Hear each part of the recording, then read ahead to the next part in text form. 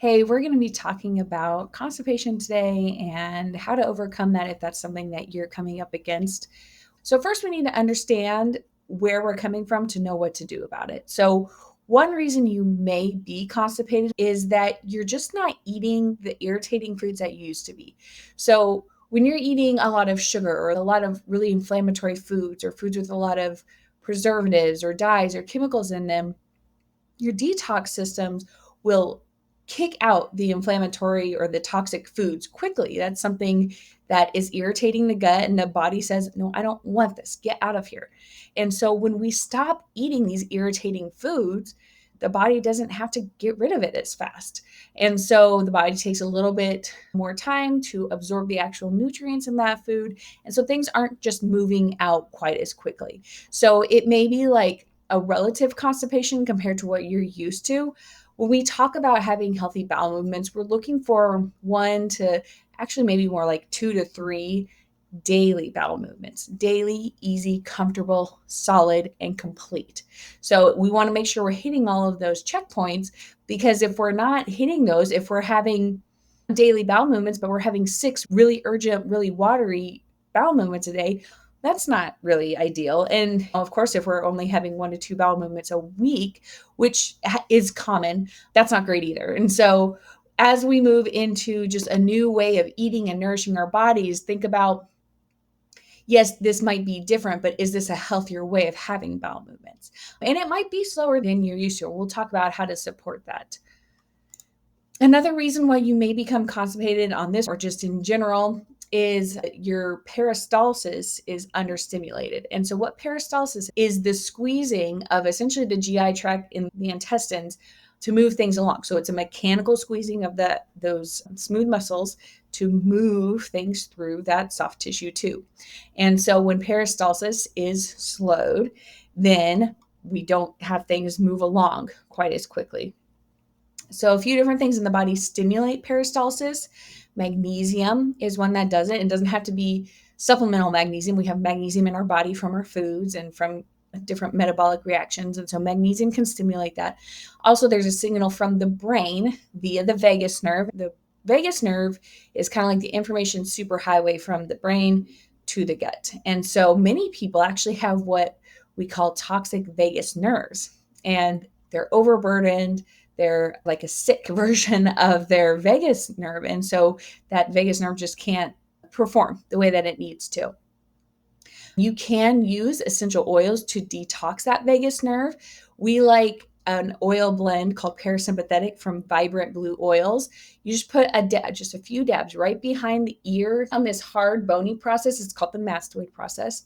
Put a few dabs of that parasympathetic oil right there, and that can actually really help to detox the vagus nerve and move things along and improve that communication from the brain to the gut.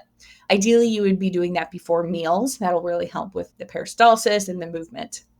Other things that can cause toxicity in the vagus nerve are toxins in general, right? We live in a toxic world, particularly amalgam, those metal fillings in the teeth. Those can be very toxic to the vagus nerve because of their location, but we know that toxins don't stay in the one place that they are. They circulate throughout the body. Something that can disrupt the communication from the brain to the gut via the vagus nerve is actually a head injury. So if you've ever fallen, tripped, had a concussion, gotten in a car accident, even mildly have had a head injury, that can disrupt the communication. So what we need to do about that is we need to awaken the vagus nerve to improve that communication. Ways you can do that is humming, chanting, gargling aggressively. You want to get to the point that you're like actually making yourself tear a little bit. You're gargling so aggressively. So this is usually something people would do in the shower. You're not going to do that at the dinner table.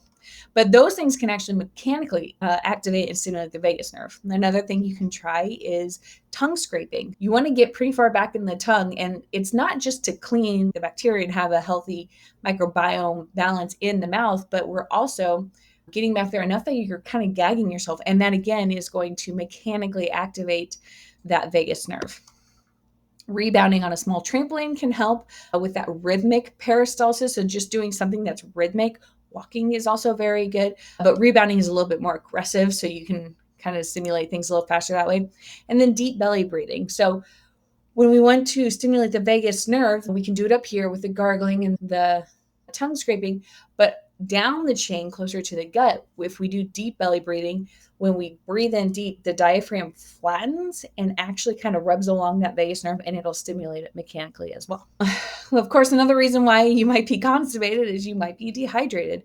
We want to make sure people are drinking enough water. Water does more than just lubricates things in our bodies, but it does lubricate things in our bodies. And so all of the soft tissues, any mucosal linings, that includes the gut lining, that's going to help. Being hydrated is going to help with the movement. It's going to make the bowel movement softer and easier to eliminate and to excrete. But water not only lubricates the GI tract, but it also provides oxygen and to support the gut microbiome. So oxygen plus hydrogen, H2O, two hydrogens and an oxygen make water. And so when that breaks down in the body, that's a primary way our body gets oxygen. And that's a good way for the gut and the microbiome and the good buggies that we want to be in the gut to get oxygenated. So we want to make sure we're hydrated. We want to make sure it's good quality water. It's clean water. We like distilled if at all possible, because that is going to have the least amount of toxins present, but at least be doing something like reverse osmosis if you're not drinking distilled. Other ways we can support bowel movements and bowel stimulation. We recommend castor oil packs a lot, but even if you just want to drop a few drops of castor oil in your belly button and just kind of relax there, you can do some abdominal massage. So you always want to make sure you're going in a clockwise manner, because that's the way that the intestines run. If you go counterclockwise, you're going to back things up. So always go clockwise with belly massage or abdominal massage. Make sure you're chewing your food really well. The more we chew, the easier it is for the enzymes in our mouth, in our stomach, in our intestines to digest the food. It can just break it down better. Also, chewing signals gastric sequencing. As soon as we smell our food, this is why it's important to take time to cook. Smell your food, smell your ingredients.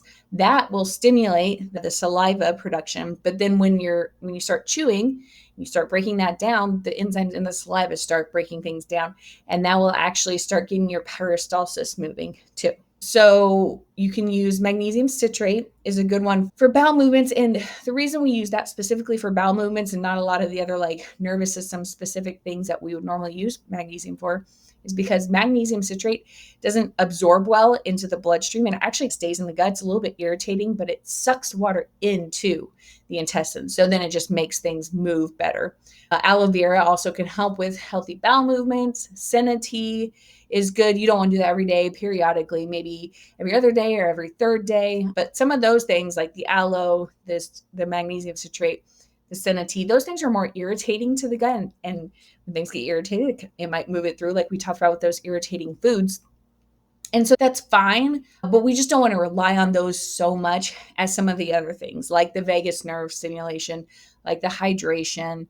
We just want to make sure that we're giving the body what it needs so it can start making these habits on its own. And so we're not relying on different supplements or different teas to always have a healthy bowel movement.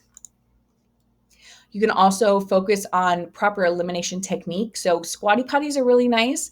They you put your low back and your pelvis in a proper position, in the most optimal position to have a healthy bowel movement, less strain, less mechanical interference just from bony processes in the body. And actually the majority of the planet squats during their bowel movements. We in Western America or the Western world culture, we're in the minority when it comes to toilets and our knees sometimes even being below our pelvis when we are having a bowel movement. And so getting a squatty potty helps put you into a better position for that. It also helps with glute strength, good flexibility, and it just has your pelvis in a really good position.